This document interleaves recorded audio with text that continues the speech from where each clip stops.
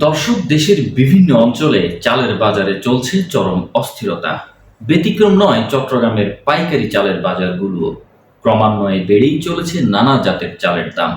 এতে করে সাধারণ মানুষের নাভিশ্বাস উঠেছে, ব্যাহত হচ্ছে জীবনযাত্রার মান। তবে সিন্ডিকেট ভাঙতে না পারলে দায় বর্তাবে বর্তমান সরকারের উপর, এমন মত সাধারণ মানুষের। বিস্তারিত রিপোর্টে। সারিবদ্ধভাবে পাত্রে সাজানো বিভিন্ন জাতের চাল, যা দেখলেই চোখ জুড়িয়ে যায়। তবে এসব চাল এখন চলে যাচ্ছে সাধারণ মানুষের ক্রয় ক্ষমতার বাহিরে, কারণ ক্রমান্বয়ে অস্থির হচ্ছে চালের বাজার। দোকান ভর্তি চালের বস্তা। চট্টগ্রামের অন্যতম পাইকারি বাজার পাহাড়তলির চিত্র এটি, যেখানে সরজমিনে দেখা যাবে নানা জাতের চালের কোনো কমতি নেই। তবুও চাল সংকটে দাম পাচ্ছে বৃদ্ধি।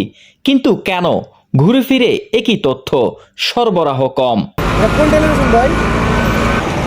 সরবরাহ ঘাটতি, মধ্যস্থতাভোগীদের দৌরাত্ম্য ও কিছু মিল মালিকদের মজুদ নীতির কথা আমরা বরাবরই শুনে থাকি।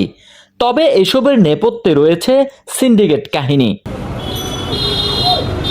চট্টগ্রামের ৮০% চাল আসে উত্তরবঙ্গ থেকে। সেখানে রয়েছে একটি বৃহৎ সিন্ডিকেট। দেশ পরিবর্তন হলেও এই সিন্ডিকেট ভাঙতে পারেনি বর্তমান সরকার। তাতে দিনে দিনে চালের বাজার হচ্ছে ঊর্ধ্বমুখী। মানুষের প্রত্যাশা ছিল স্বৈরশাসক পতনের পর গণতান্ত্রিক শাসকে কমবে বাজার দর, কিন্তু সেই প্রতিফলন এখনো দেখেনি বলে জানান জনসাধারণ। তবে চালের বাজারে ঊর্ধ্বগতি ঠেকাতে বিভিন্ন সময় অভিযান চালায় প্রশাসন, কিন্তু তাতে দৃশ্যমান কোনো লাভ হয় না। কারণ মূল অভিযান উত্তরবঙ্গের সিন্ডিকেট দরবারে চালাতে হবে বলে ক্ষোভ প্রকাশ করেন চট্টগ্রামের পাইকারি ব্যবসায়ীরা। চাল উৎপাদনে বিশ্বে বাংলাদেশ তৃতীয়। দেশে প্রতি বছর প্রায় ৩,৬৬,০০,০০০ মেট্রিক টন চাল উৎপাদন হয়।